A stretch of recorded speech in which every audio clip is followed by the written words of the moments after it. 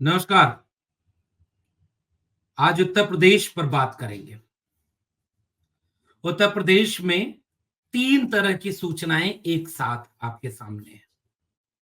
पहली सूचना, समाजवादी पार्टी ने आज अपने कई और सदस्यों का नाम जारी कर दिया। लगभग 11-12 और लोकसभा प्रत्याशी समाजवादी पार्टी ने घोषित कर दिए। होगा पीडीए के नाम अब की एकजुट मतदान। और दूसरी खबर उसी उत्तर प्रदेश से, कांग्रेस पार्टी के नेता राहुल गांधी की भारत जोड़ो यात्रा की भी है। और उसी उत्तर प्रदेश में एक तीसरी सूचना और तेजी से लोगों के सामने आ रही है, वो ये है कि समाजवादी पार्टी से कुछ नेता नाराज हैं।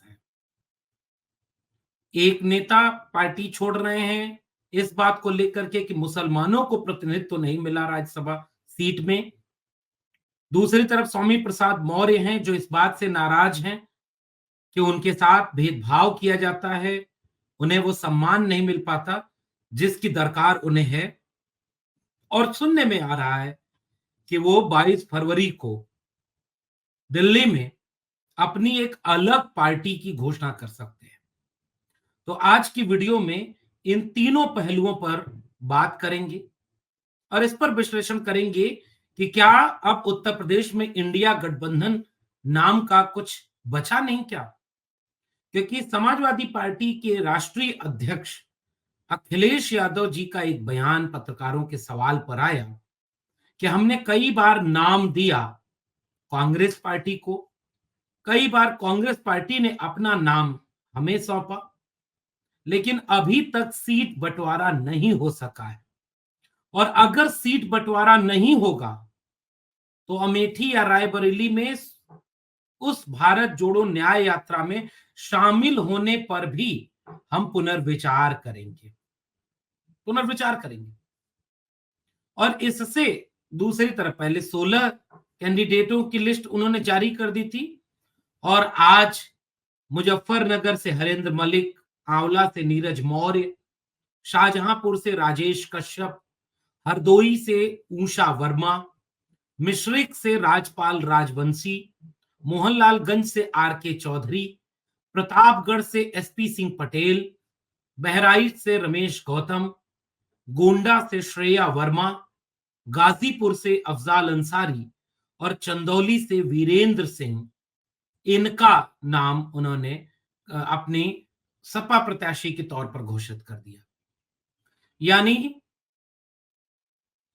11 कैंडिडेट की सूची आज आ गई, 16 कैंडिडेट की सूची पहले आ गई थी। और इसको लेकर के ये बात आगे बढ़ रही है कि क्या इंडिया गठबंधन के लिहाज से सपा और कांग्रेस के बीच सब ठीक नहीं चल रहा। एक और घटना हुई उत्तर प्रदेश के सियासत में, वो अंदर से खबर ये आ रही थी कि कांग्रेस पार्टी कुछ चालाकी कर रही है। जैसे पल्लवी पटेल एक तरफ सपा प्रमुख से नाराज है और दूसरी तरफ राहुल गांधी के साथ यात्रा में शामिल हो गई। एक तरफ सलीम शेरवानी नाराज हैं, इस्तीफा दे रहे हैं, दूसरी तरफ स्वामी प्रसाद मौर्य अपनी अलग पार्टी बनाने की घोषणा कर रहे हैं। तो कांग्रेस पार्टी के ऊपर यह भी इशारे में लोग कह रहे हैं शायद कि वो बसपा से भी गठबंधन करने की लगातार कोशिश कर रही थी। और इसलिए बसपा से गठबंधन करने की कोशिश के चलते आज बसपा प्रमुख मायावती जी का भी ट्वीट आया। उन्होंने कहा कि हमने बार बार कहा है कि हम गठबंधन किसी के साथ नहीं करेंगे, हम अकेले चुनाव लड़ेंगे। लेकिन ऐसा लगता है कि इन पार्टियों का बिना बहुजन समाज पार्टी के दाल गलने वाली नहीं है, इसलिए बार बार मीडिया में इस तरह की झूठी खबरें फैला दे रहे हैं कि बसपा गठबंधन करेगी, बसपा ये करेगी, बसपा वो करेगी।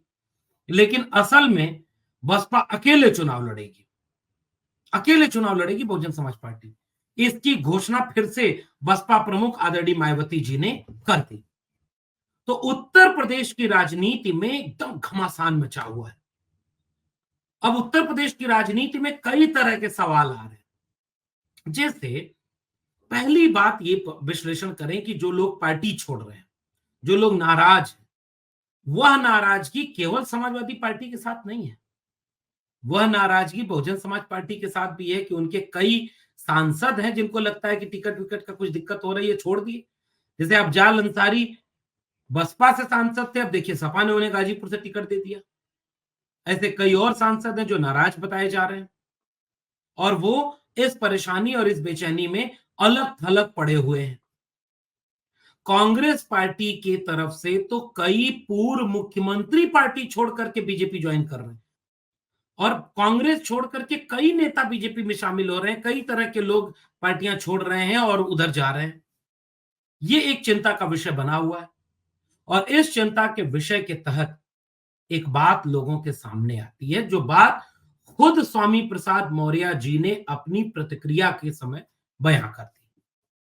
जैसे उनसे पत्रकारों ने पूछा कि भाई अखिलेश यादव जी कह रहे हैं कि लोग आते हैं, लाभ लेते हैं और चले जाते हैं और किसी के मन में घुसकर उनके मन की बात जान पाना, टटोल पाना, अभी ऐसी कोई मशीन तो बनी नहीं है।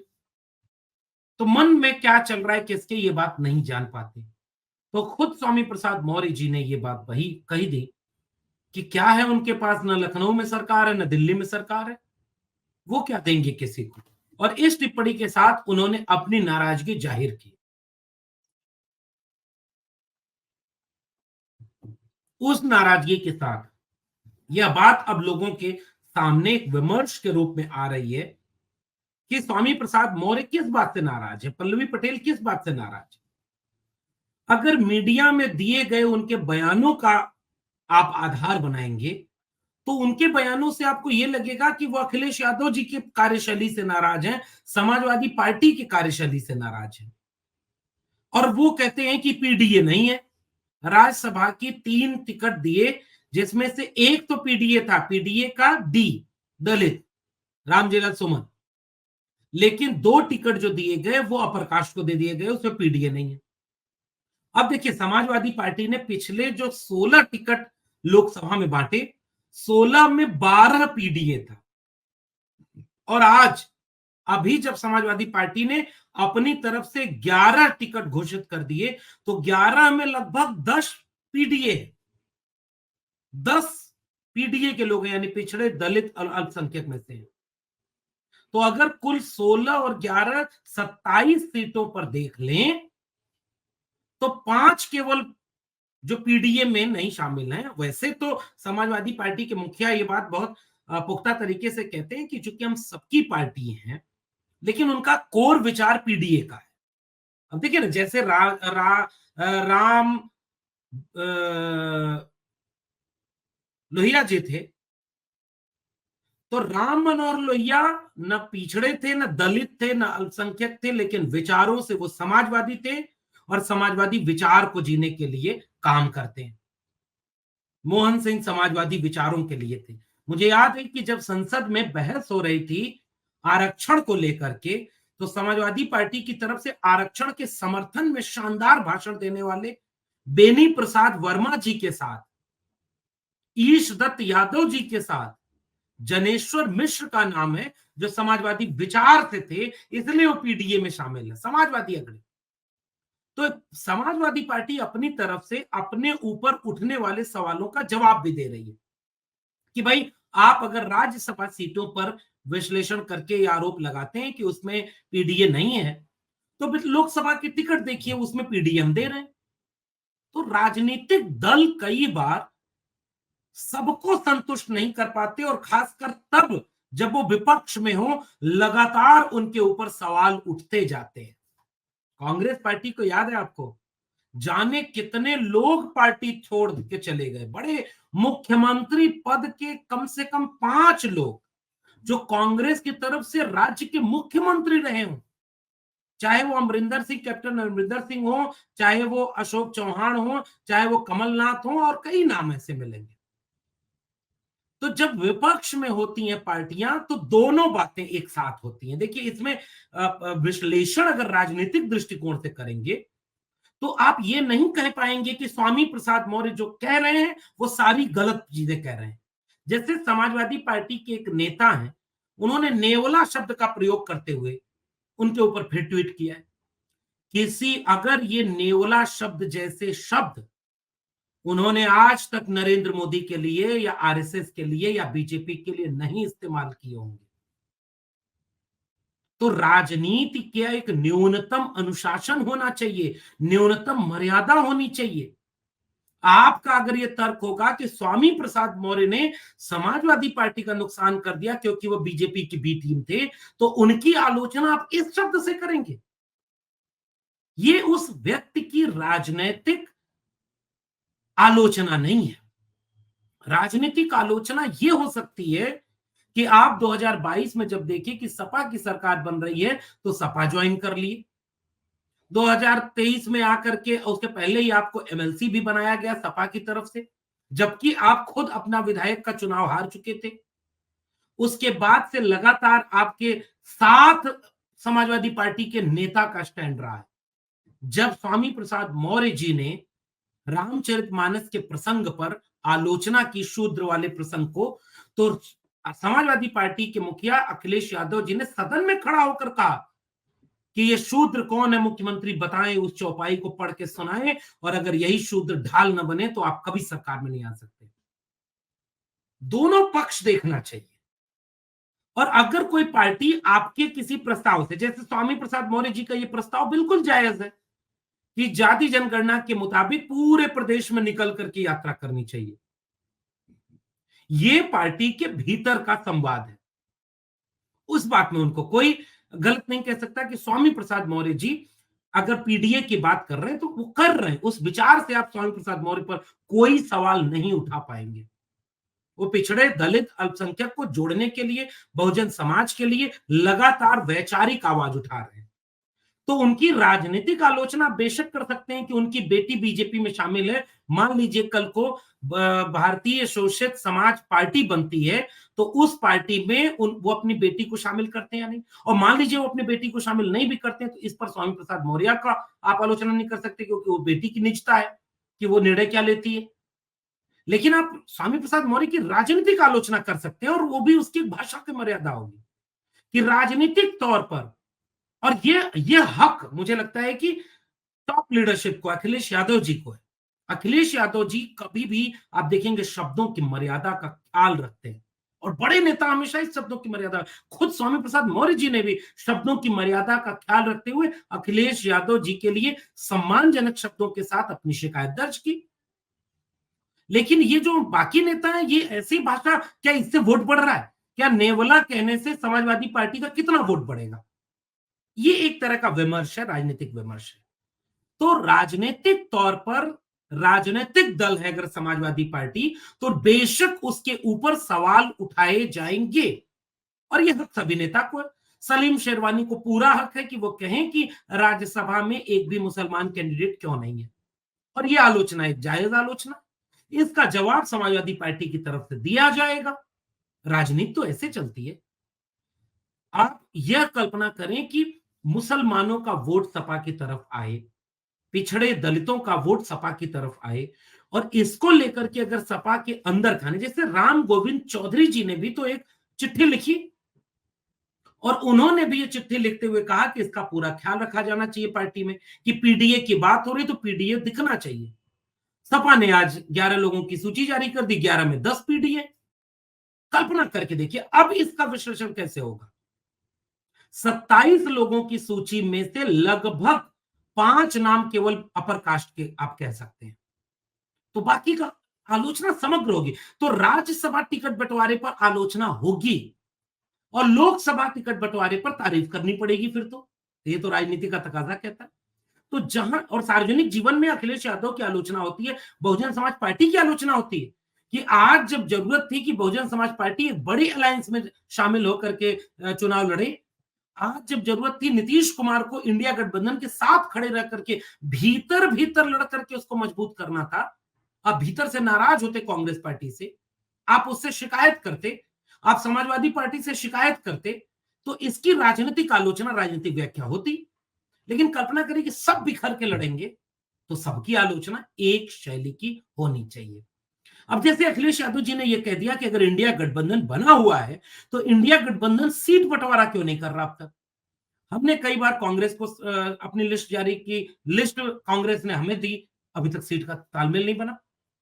अगर सीट का तालमेल, कल्पना करिए कि 1-2 दिन के भीतर बन जाए अगर, और अगर अखिलेश यादव कांग्रेस पार्टी के साथ भारत जोड़ो न्याय यात्रा में शामिल हो जाएं 1-2 दिन, जैसे तेजस्वी यादव शामिल हुए थे, तो क्या उत्तर प्रदेश की फिजाओं का रंग बदल नहीं जाएगा?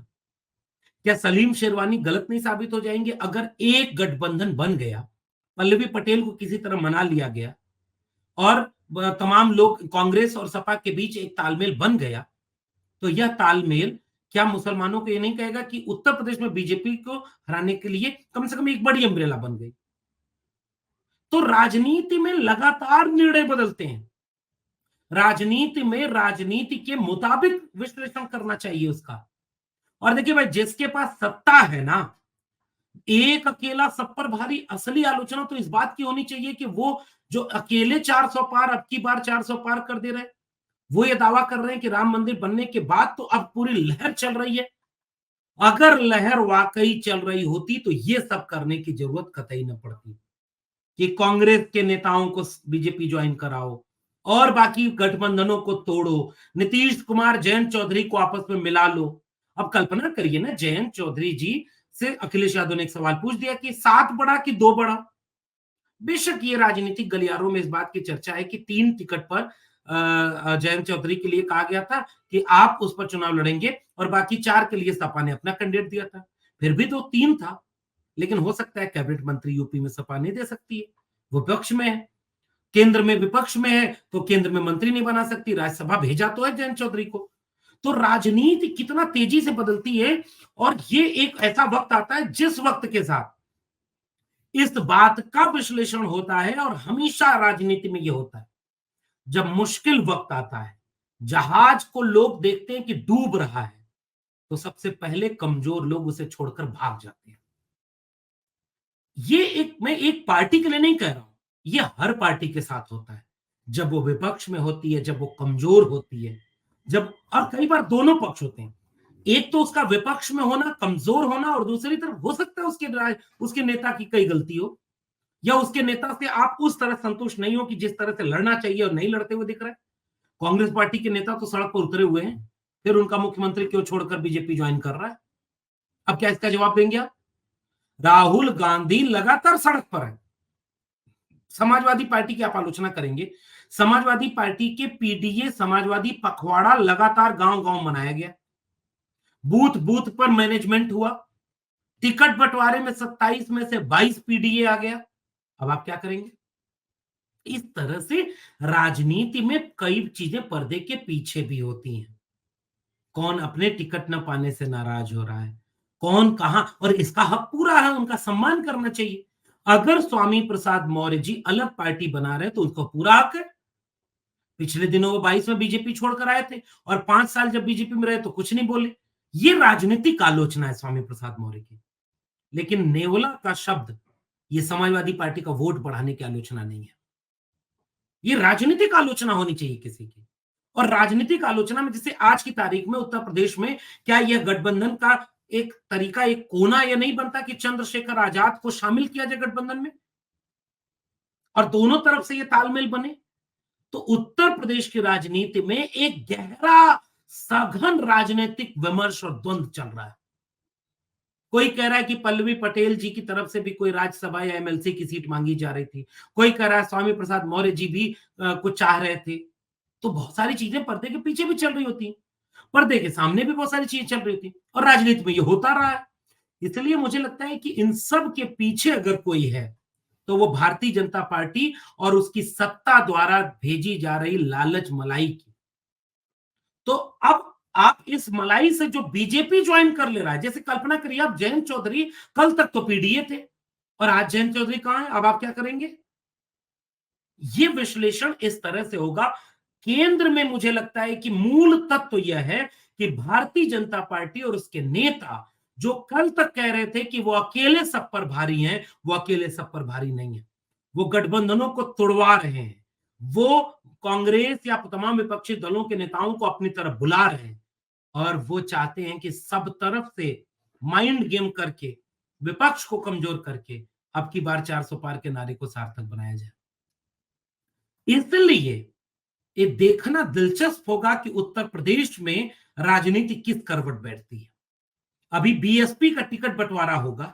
मान लीजिए गठबंधन की तरफ से कोई मुस्लिम कैंडिडेट हो, कोई पीडीए का कैंडिडेट हो और वहीं बीएसपी का भी पीडीए का कैंडिडेट हो जाए, तो कौन किसकी मदद कर रहा है, फिर आप क्या बोलेंगे? इसका विश्लेषण तो करना पड़ेगा।